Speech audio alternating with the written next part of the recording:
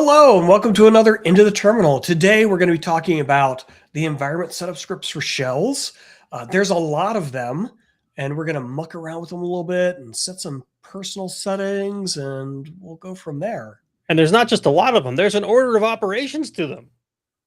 Exactly. I think I that's haven't dealt with order of operations since like math class in high school.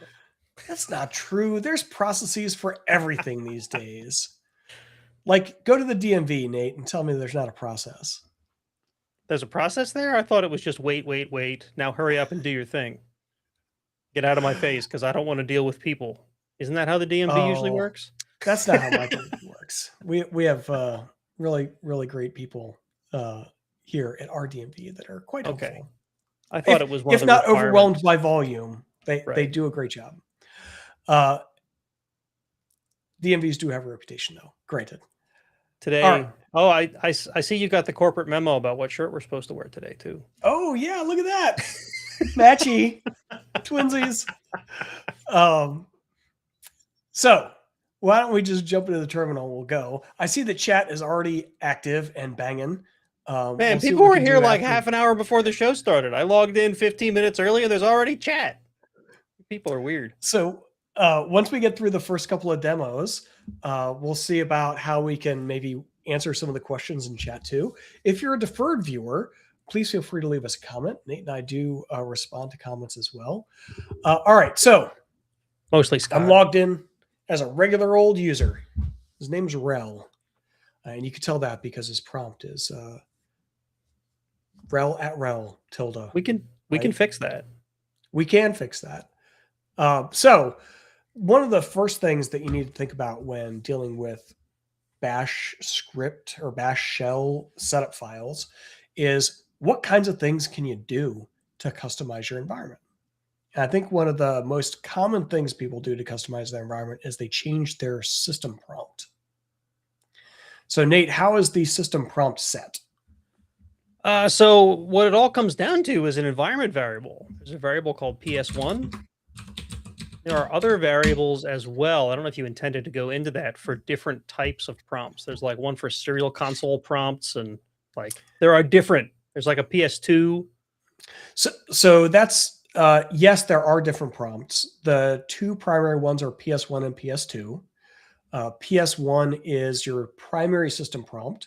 And we can see by looking at the PS1 variable, it's a square bracket, your username, an @ your host name, or at least the first part of your host name, right? A space, your working directory, a square bracket, and then depending on whether you're root or a regular person, you get either pound or $.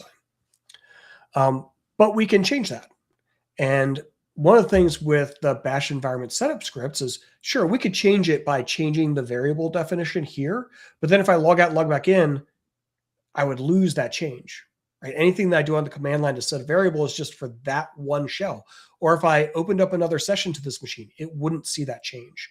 And that's why we want the environment setup scripts and want to work with them so that when we make a change, it's now always part of our environment when we log in and get our session established.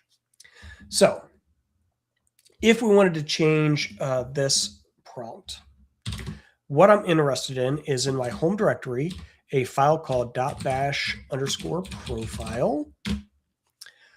And the default is not super interesting, right? It actually makes a call to another configuration file that we'll talk about in a little bit. And that's it.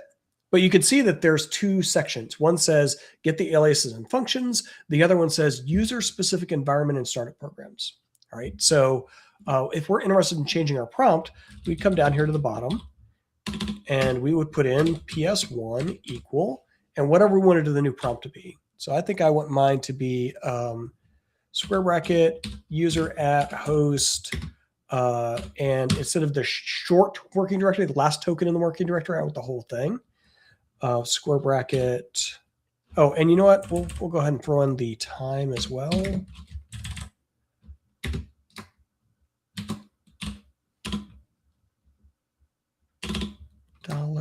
$space. There we go. Oof.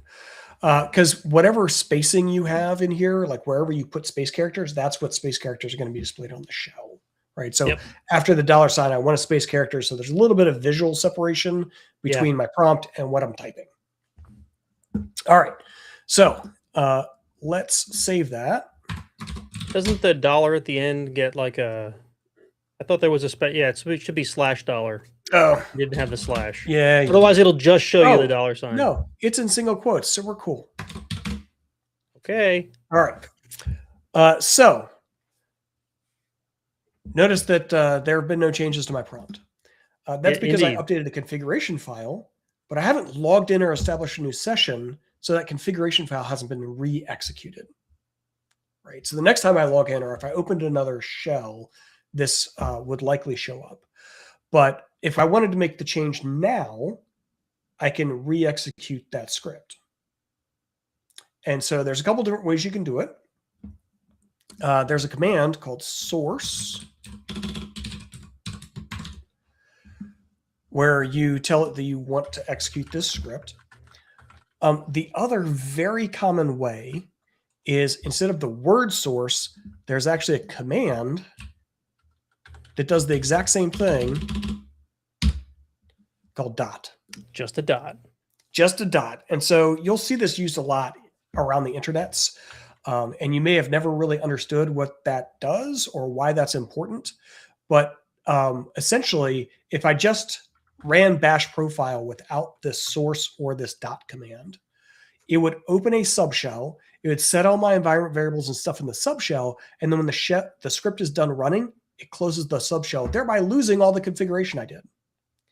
So when you run a script with source or dot command, it says, run this in my current shell environment. Don't open up a subshell or a secondary shell environment, which will close when the script ends, right? All right, so there we go. So now that I've executed it, there's my user at host, time, and working directory, which doesn't look any different unless I change directories, right? So previous to me changing to the lowercase w token, it would have just used the last thing in the working directory chain. So in this case, it would just say super awesome software. But the lowercase w says, give me the whole fully qualified path name. So that's why we start at /opt and go all the way down. All right, so bash profile. Very useful tidbit in the chat. Don't put exit inside of your bash RC. well, or any of these scripts, right? Because a script is simply a series of commands that are executed, and then it finishes when the lines run out. So if you say exit, you're running the exit command, which closes your shell. So if that's in your login script, then your login script logs you out, and you go back to the login prompt, or the shell will close, or what have you, right? And if we want, we can show that in practice a little bit later in the episode. We'll wait till the end. Wasn't that one of the do this to prank your coworkers items? Yeah, I don't. Well, I forget when we did that episode. Was it? It wasn't last year. Was it the year before? Around the end of the year, we were doing a prank episode. 47 years ago. That's when we did it. That's probably true. It feels like 47 years ago. How long have we been doing this show? 177 episodes? Yeah. All right. So here's the next question. Why did I choose to put this in bash profile and not in the other script file, bashrc? Okay. So before I answer that, let's go and look at bashrc.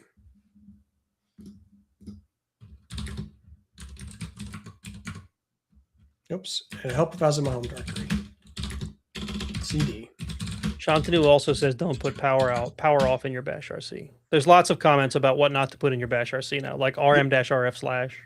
Yes, lots of things that you can choose to do. Or it'll basically run whatever you tell it to run, as long as you have permissions to run that thing, and it'll just run it when you log in. So yeah, there's lots of terrible things you could put in your bash RC. All right.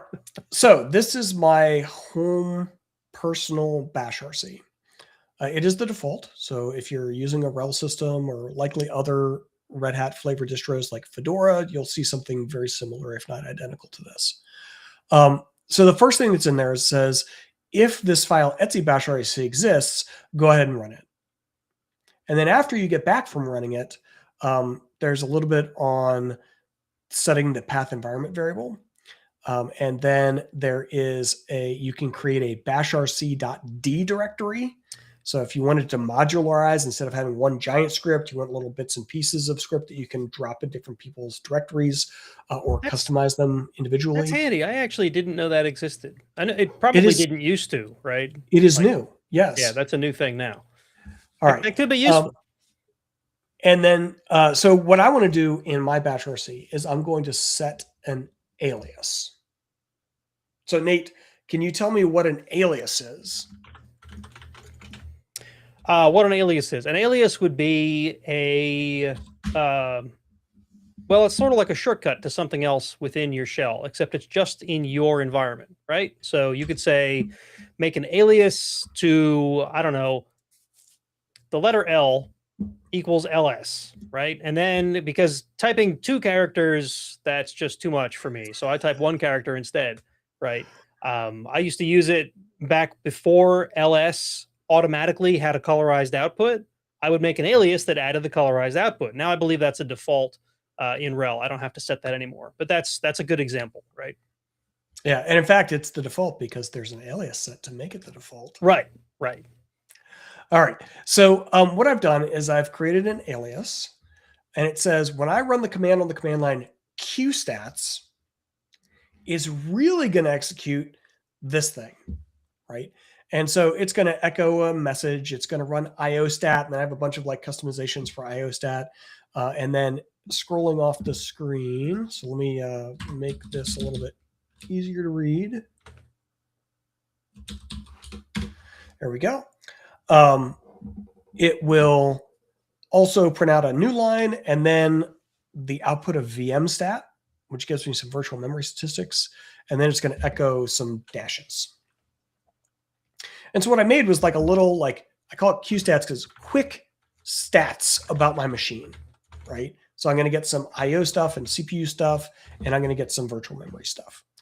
And that, so instead of having to type this big, long, multi-command string every time I want to run this, I can now just run qstats and it runs this, right? All right, let's put this into practice. Oops. All right, now, just like before, I made a change to an environment setup script, which gets run when you log in. But I haven't logged in again, so that change is not yet reflected in my current environment. And I could verify that by looking at the alias command. Oops, alias, if I could spell. And you can see that there's not an alias set currently called qstats. So if I try to run it, it's just going to, command not found me. Nothing. Yeah. All right, so I'm going to source my .bashrc, right, which re-executes it in my current shell environment and does stuff like set that new alias, right? So if I run the alias command again to list all of my aliases, there's qstats. Yay. Right? And when I run qstats, I can spell it, right? There's picked a shorter alias. Oh, I do what I want. Or one that's easier to type. qstats is not terrible. Certainly easier than that big long semicolon selected. But you messed it up twice trying to type it. Fine. You know what? Fine. I'll fix it to make you happier, Nate, because that's what I do here. I'll just call it QS. All right. So we source our Bashrc and we run QS. And there's my Q though. It's like way up there. Can you just make it home row? So much better. There's no pleasing you today. All right. So put it in our Bashrc. All right. So back to my earlier question. Why did I put the PS1 environment variable in the bash profile, but I put the alias in the Bashrc? Okay. And this is where things get really confusing. because there's a lot of different environment configuration files. So which one should you use? And there's a lot of cases where they feel like they do the exact same thing. Yes. So traditionally, Bash or profiles are for setting of environment variables and options, because those things can be inherited by subshells and derivative environments, right? So if you set an environment variable in your profile and you exported it, then if you run a shell script, it also includes that exported variable. Or if you, I don't know, ran bash to create a subshell, right? Like, actually, I'll do that here. All right, so I created a secondary shell. We talked about last time, subshells. Yeah, yeah. So notice that my prompt changed. Yeah. Interesting. But also, or QS. QS, yeah. Yeah. So that is there. So the profile didn't get re-executed for the subshell. The RC did, yes. And so essentially, the RC in the word bashrc is for running commands. Because you can't export a command. You have to re-execute it every time you create a new environment. Right. And so when we created this bash subshell, the RC was re-executed, which reestablished this alias that I created. And if I fix my problem with my profile,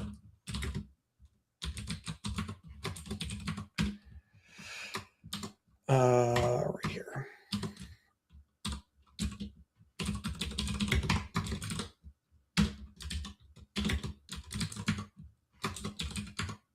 That and bash.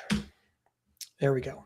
There you go. Now that I have exported the variable, it automatically gets picked up by every sub process and subshell. Who set this server to UTC anyway? Matthew. All right. Blame that guy. Yeah, that guy. So, profiles for setting variables and other settings that can be inherited by subshells and subprograms. RCs are for running commands that have to be re-executed every time you open up a subshell or sub-environment, right? And that's the difference between the two. Now, because they both have kind of similar stuff, you'll see that sometimes things get set in one or the other that doesn't comply with that traditional place where we put that stuff, right? So, for example, here we are in Bashrc, and what's happening here? It's doing path environment variable stuff in the RC, right?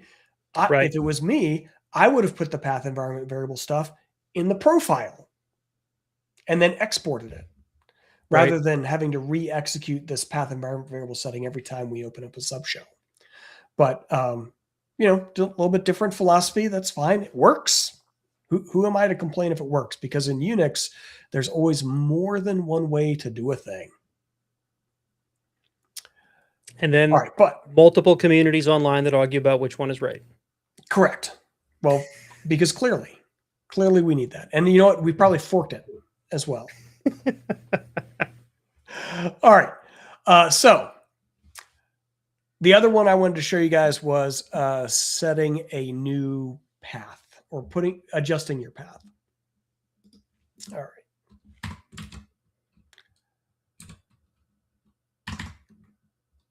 You know what, Nate? I was going to put it in bash profile, but maybe I should just put it here because there's already path stuff being done here. What do you think? I usually follow wherever I find the other examples of the thing already done. That way, later, if I come back to change it, it's not in two places. That's a good call. All right, so let me come up here and, let me show you why. Because right there, it exports your path for you, right? You just, yeah. All right, so I have this super awesome software installed on my machine. Super awesome. Right? It's right there. It's called the executable is called SA. All right, because it's super awesome. Super awesome. Yeah. But when I try to run it, command not found. Oops. But Nate, command not found. It's right there. Yeah. You can see it with your eyes. I can see the super awesomeness of the awesome, super awesome shell script, binary, whatever it is. But the problem is that there's a list of directories that we check to look for executables to run. So when somebody puts a command on the command line and they're not telling us the exact directory location where it is, it's going to look on the path to see if it can find a matching command, right? So when I do opt super awesome bin SA, right, it runs the super awesome software. Awesome. I told it exactly where to find it. But if I just say SA, it's not able to find it because it looks for a executable called SA in each one of these directories until it finds it. It stops looking at the first match that it finds. But if we look at this list of directories, none of them are opt super awesome software bin. True. And that's why when I run SA, it can't find it because it doesn't know to look in that directory. It's not looking in the right place. Right. So we're going to change that. All right. We're going to go up here to our path line. And we're just going to add an extra directory. Opt super awesome software bin. Back to things that are hard to type. But I typed that one perfectly. If only you threw a Q in there, it would have been. All right. Then I'm going to source the file, right, so that my change gets made in this environment. And now,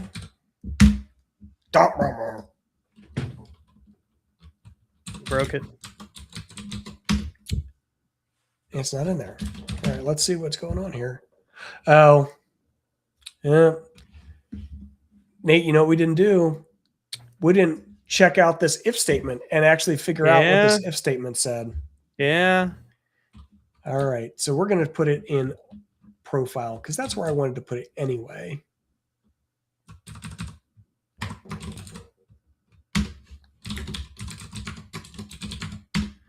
All right. So we're going to export path equal $path.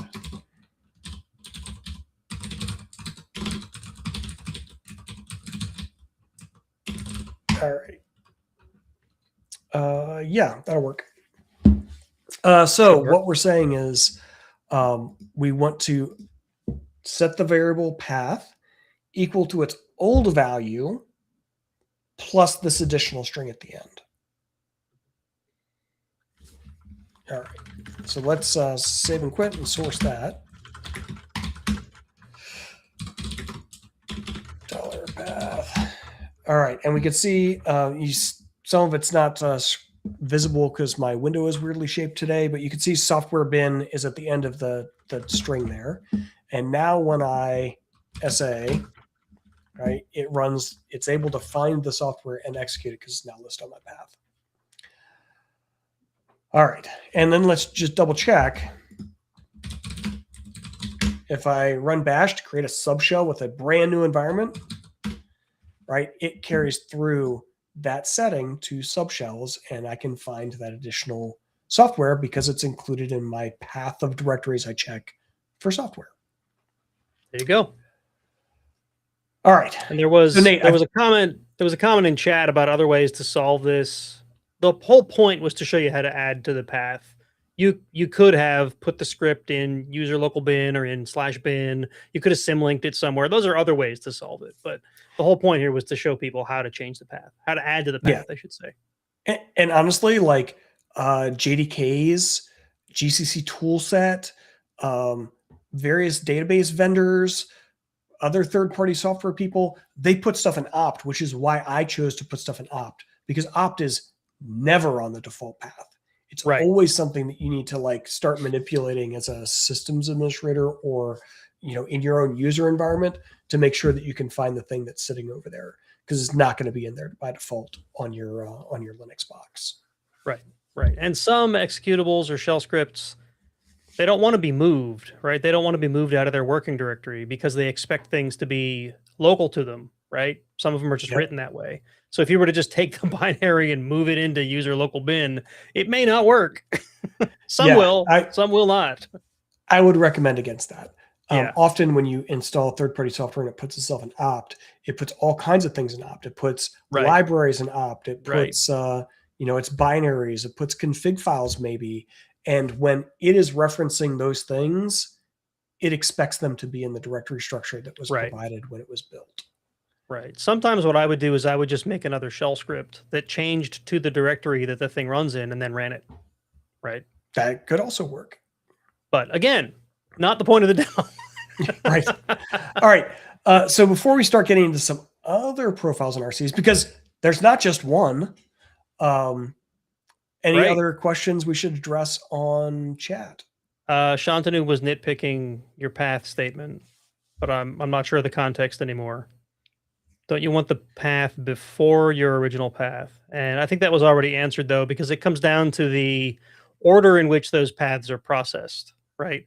So if there was another executable called SA that was found in /bin, for example, then it would have executed that instead of yours because yours comes later in the path. But that's honestly probably the way you want it to be, because if your new thing is overriding a core feature of the bash shell or a core built-in application or built-in program, that could lead to other weirdness.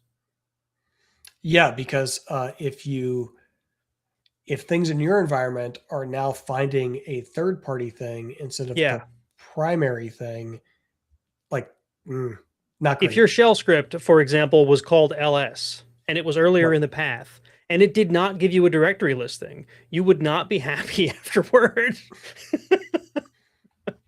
Right. And so there is like ordering. And when I was describing path, I said something very specific. I said, it stops looking at the first thing it finds. Right. It executes the first thing it finds. And so because of that, the ordering of what's in the path environment variable is somewhat important. Personally, I always put the system stuff first and any additional stuff like opt and those kinds of directories after. In a second, we'll actually see how that path gets initially built for root, because this is incredibly important for root people.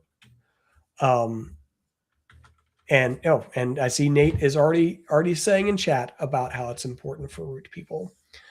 So we'll see in one of the overall system scripts how this gets done. All right. Anything else interesting or needs to be handled, Nate? Any other interesting questions you want to call out? Somebody was actually saying very similar to what I was about ls, and I said that's how rootkits work. That could be what you saw me talking about in the chat there.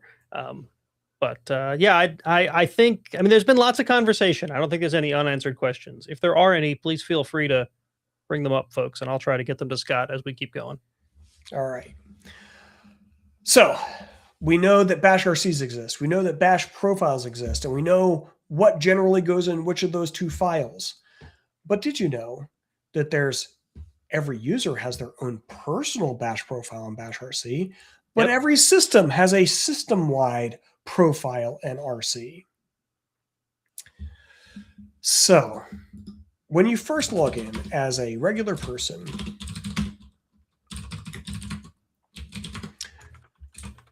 you get this script executed for you to set up your initial environment, etc profile.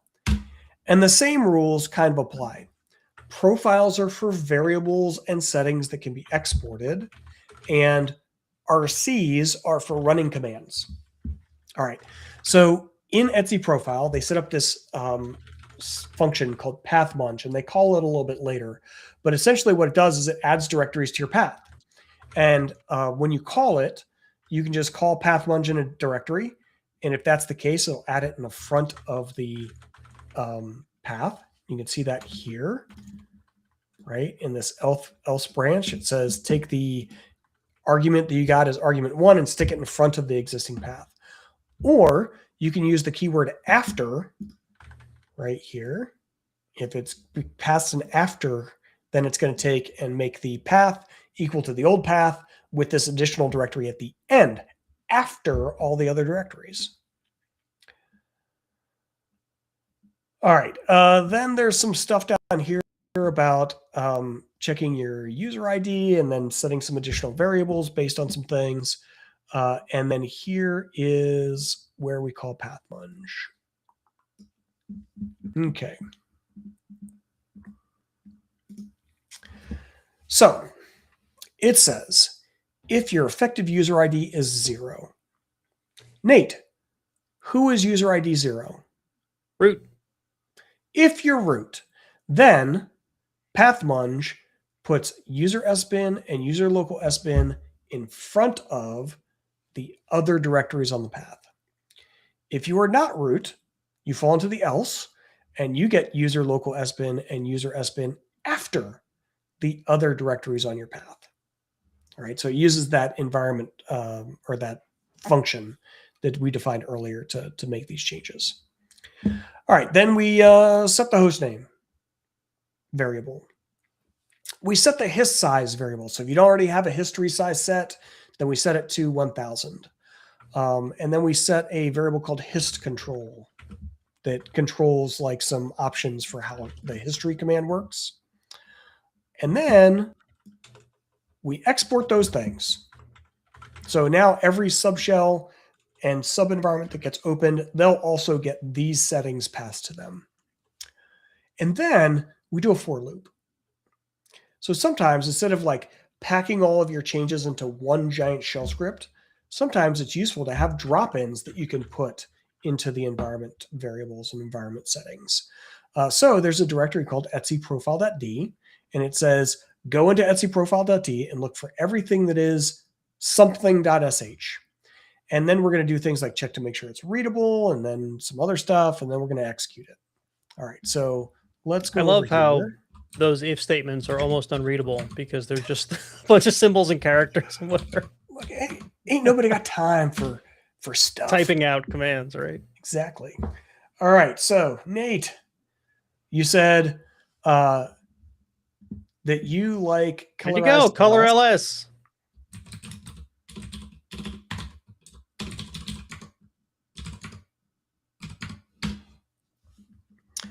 All right, and the big things are these down here. Right? I was gonna say this is a lot more complicated than my alias used to be. Yes, well, because there's like, what colors do you want to use, Nate? Exactly, right. Right. Yeah. So essentially what this script does is it sets these 3 aliases. When you run the LL command, you get a long listing with colorized output. When you run L.dot, you get a directory listing of everything in the current working directory. No, well, dot star would show you hidden. Yeah, that's cool. Yeah. I always just use ls-a for that. And then ls is automatically alias to ls-s color, right? Today, so when you run ls, you actually just get ls-s color. Right. All right. So we go in and we run these things that are in etcprofile.d. Right, and you can see that there's different variable or different script extensions, right? So in our profile, it assumed that you're running bash shells. And so in its for loop, it said look for things that are .sh and run them. But you could be running a C shell or a corn shell or something else. And so at least here we have some C shell versions of the same thing if you wanted that instead. All right. So let's go back and look at that Etsy profile. All right. And then down here at the bottom, right, it just cleans up some environment variables so that in your resulting shell, you don't have a function already defined called path munge, right? It unsets it, it removes it from the environment. And you don't have a random variable called I that has some file name in it, right? It goes ahead and unsets it to leave you with a cleaner environment, variable environment. And then down at the bottom, it does some tests to say, hey, is this a POSIX shell or a Bash shell, or a POSIX compliant shell or a Bash shell? And depending on the output of these tests, we may then run etc Bashrc. If we don't here, then it ends up being run because in our personal profiles, there's a call to etc Bashrc already in there. So either way, anything that you have in etc Bashrc is also going to get run at some point. All right. So what's in etc Bashrc?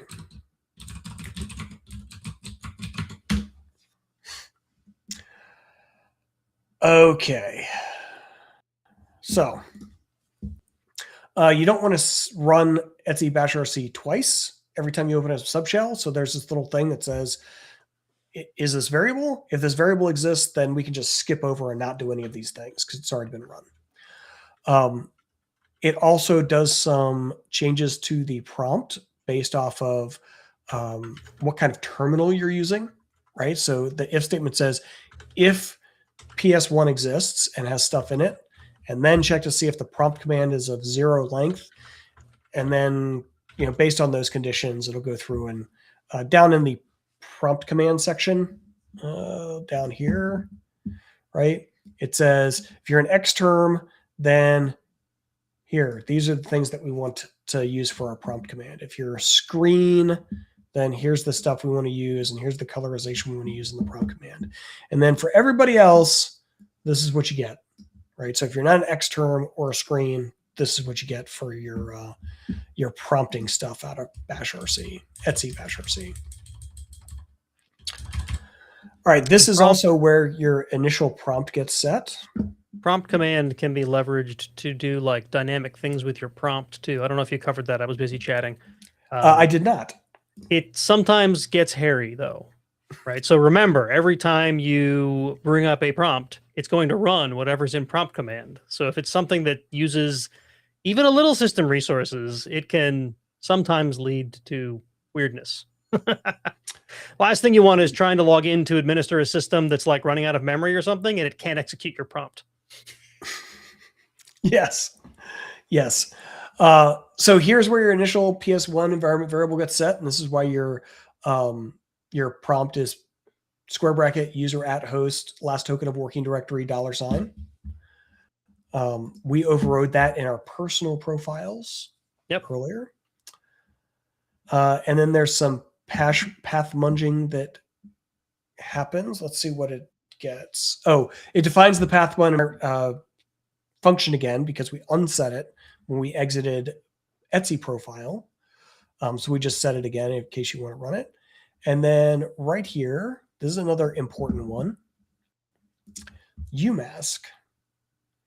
So Nate, what does the Umask control? The Umask sets the user mask, which basically sets the file creation mask, right? More specifically, it like determines what the permission should be assigned to a file when it gets freshly created. Right. Which is what I was getting at. I just used the wrong words.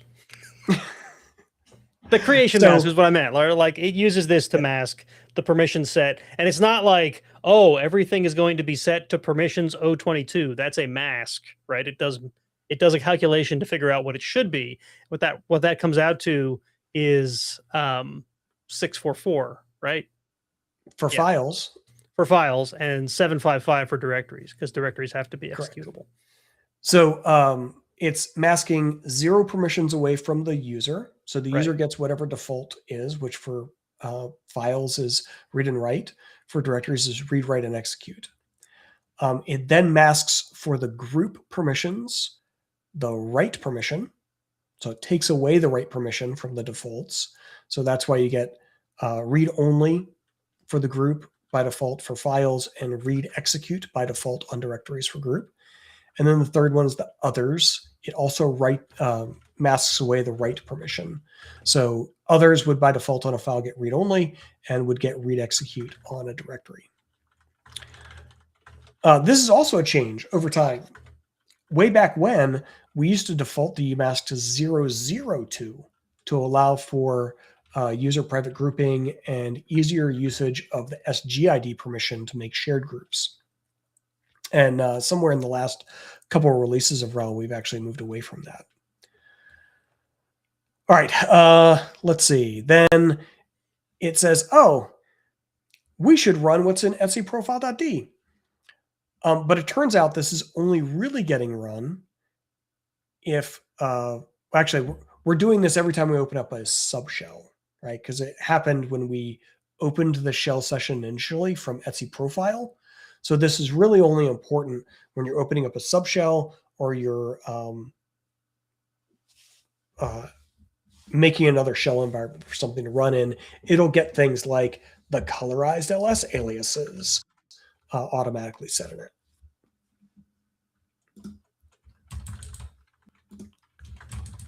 All right, and then it unsets the random I variable and gets rid of the path munge function as well, and then it closes. All right. So that's profiles and stuffs.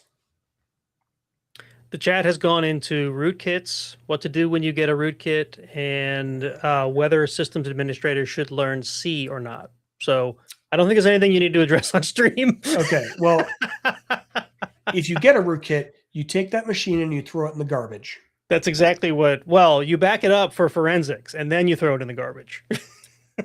Because you have no idea what has been done on that machine. Yeah. And you have no idea how you can reverse, because you don't know what was done. They could have changed configuration files. They could have added additional user accounts. They could have replaced binaries with different binaries. The whole purpose of a rootkit is to hide from the administrator and still maintain persistence. So some of them are rather simplistic and you may be able to get rid of them. Other ones go deep and you never know what you're working with and you never know it's clean. It's almost impossible. I shouldn't say impossible. I'm sure there's somebody out there be like, no, there's a utility that does this thing that totally cleans you, but I wouldn't trust it. No. Do not trust it. And in the world of reality, like nothing is impossible. Right. How about we say that is highly improbable, highly unlikely that you would ever be okay again. Yeah. So when that happens, you chuck it in the trash. Shantanu says to pretend the rootkitted machine is a Windows machine, format it and reinstall an OS. Well, except it's a good jab there. Except there have been rootkits that put stuff into the master boot record on your disk drives, which would not necessarily be overwritten. They have put like stuff in firmware on machines, so that some of them are really with an OS. They go all in to try to maintain persistence. Yeah. Yes. So if you are concerned that you have been compromised and there is unexpected software on the machine, get a new machine. Take that one and don't use it anymore. Should systems administrators learn C? That would not be my first choice. Yeah, my answer was a very long time ago. It was probably very useful to know C to interact with Linux and Unix systems, but I don't think that's been a requirement even as long as I've been in this, and it's almost 30 years for me. So I would say first choice is Bash. Yeah. Right. You should learn how to program in Bash. Second choice is probably something like Python, because we have a lot of utilities that are written in Python, and being able to write something or debug something would be really handy. C is an interesting language. I don't know that it's an interesting for systems administrators language, but I certainly have written software in C, and it is really good for being fast because it's a compiled executable, which means you don't have to rely on the interpreter at runtime, which is something that you do need for Python, Perl, PHP, and a number of other languages. So C is nice because you can like pre-compile your binary. You can then ship that binary around, and generally it works. Yeah, there's some chat going on about this too. Interpreted languages like Perl, Python. Perl is falling out of favor. Python kind of replaces that. They'll be better for like your administrative tasks where you need to write up a quick script, right? Either Bash, or if you need something that's a little deeper than Python. Even the source that most Linux code is written in is starting to move from C to Rust, right? And there's others that aren't even. When you it was recently accepted by the kernel project to take Rust code. Yes, that's what I'm getting at. Linux, you mean specifically the Linux kernel? Well, yes. Okay. But we could get into a whole debate about programming languages, and I don't know if either of us are qualified, but I feel pretty qualified. My point is there was a time when just about every binary ran on your system was written in C, and that is not necessarily the case anymore. So I still hold a special place in my heart for C. I still end up like one of our coworkers asked me something about like a kernel argument. And they're like, hey, I have somebody who's setting this kernel argument and the value they're setting is not being honored. Why is that? Right. And so I started pouring through the kernel source code, which is C. Right. And found an answer to the question, which is there was a maximum size setting for that thing. And they were trying to set something beyond the maximum. And so it was just defaulting to the maximum. But that's why it wasn't being honored and was being set to some other value, because there was a hard coded, this is the maximum this value can be. And if you didn't know C, that would be a little bit harder to find. True. So there are times where C is pretty handy. But I wouldn't go so far as to say it's a requirement. Maybe you should have someone on your staff that knows C. Even then, like... or know a guy that knows C. Yeah. Or reach out to me. I'll give you Scott's email address. That's right. I'm Scott@Lager.com. That's right. No, like I think it also depends on what you're doing, right? Just like I'm a general sysadmin and my company does general things like run databases and web applications. You probably don't know C. But if your company writes their own custom software and that custom software is C, it would be handy to know it, be able to debug it and other stuff. I would say the same thing is true for Java, right? There have been a number of times where we had stuff written in Java and I had to learn enough Java to be able to troubleshoot it when things went wrong on the deployments, to try and give feedback to the developers of like why something was not working, to work with them to figure out what was happening with their app and the system. So you end up picking some stuff up along the ways. All right. So we got sufficiently rattled on what programming languages you should know. What else, Nate? What else do we need to know about profiles and RCs? I think you're at the end of your prepared stuff, huh? Yeah. So let's just wrap it up, right? Profiles are for setting it is 12:50. You know, it's about time. Profiles are for setting variables because they can be exported, which means you set them once in your profile, which only gets run generally when a shell is created as a login shell. And then RCs get run for every additional shell and subshell after that, right? So that's something I missed. So when you log into something like a GNOME desktop environment, that GNOME desktop environment has a shell that was generated when you logged into it that then launched all the other GNOME things out of it. And that shell had its profiles executed, which is why when you open up a terminal window in your desktop environment, you have things like a path environment variable and a PS1 system prompt and other things. But profiles are not re-executed every time you bang that create terminal button and you make more terminals. You're getting whatever you got in your profiles. But the RCs are running every time you open up one of those additional terminals, right? So that's for running commands that you want available every time you open a session or terminal, even if it is a subsession or subterminal of a login shell. So profiles, set and export variables, RCs, run commands, things like aliases. Oh, I remember what we were going to do, Nate. Remember I made that QStats thing – or QS? Oh, yeah. Yeah.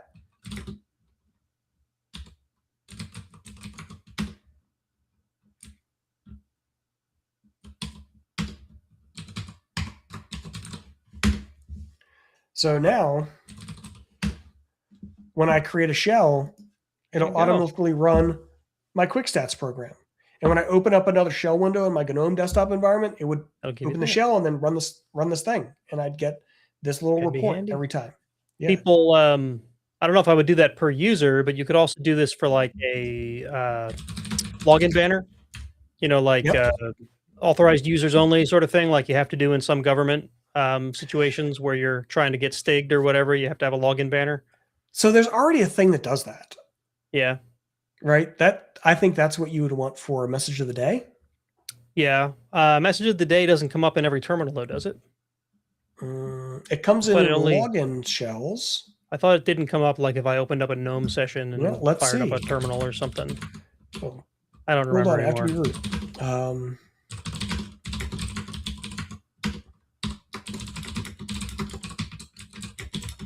message of the day. It is the best. Yes, of course it is. All right. A very pleasant message of the day. All right, so we're going to create a login shell for RHEL. Didn't run. No message of the day. Yeah, but I may not have. I may need to do something like just reboot that cloud instance of yours. I'm sure it'll be fine. See if that fixes it.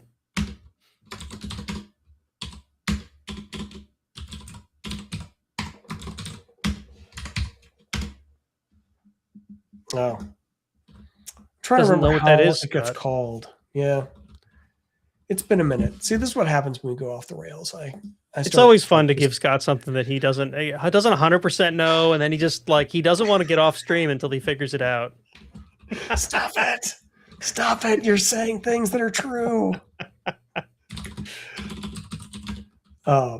Yeah, I'm trying to remember what triggers the message of the day, but then I'm pretty sure if you put in like Etsy bash RC, it would be put in every single shell that gets started by users. How about this? We'll just do this.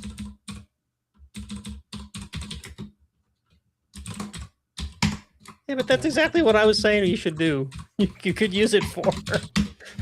Yeah, but there's something that actually does it because that's what things like Hush login and stuff are for.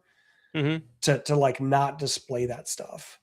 So there's a bunch of settings at the user level where you can customize what gets displayed and how things get displayed. And I wonder if maybe something like that is default now, which is why we're not seeing it. Anyway, because it's a command we're running, we put it in the RC, and now everybody runs it. So that's how that works. All right. I think that's everything, Scott. I'm going to turn off your terminal before you get rabbit hole on something else. That's an excellent idea. So next week I will not be here. Nate, are we doing a stream next week or are we skipping a week? We haven't really talked about that. Maybe we'll have a stream next week.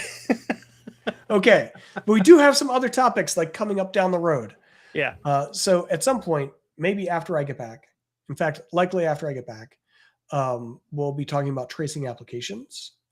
And then we came up with a great idea this week, which was using grep, sed, and awk in the real world. So we'll do one of those in a few episodes. Yeah. So that's what we've got. That's what we've got coming up here on Into the Terminal for the next couple of episodes. And we'll see whether Nate puts together an episode for next week, which will be Nate solo special. Or he waits until I get back because he's super busy preparing for Red Hat Summit. Maybe I'll drag on a special guest. That is true. I have a bunch of labs to prepare for. So if anyone who's coming to Summit, if you want to come say hi and do some fun labs, I'm on like 3 of them, I think now, or is it 2? I've lost track.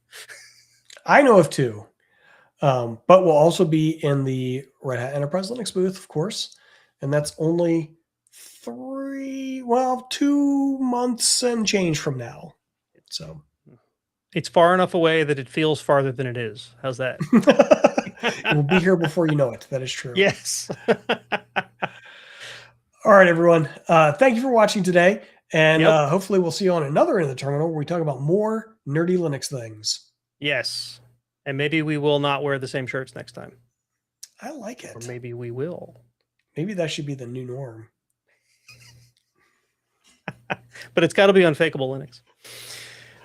All right, folks. Have a great one. We'll catch you next time.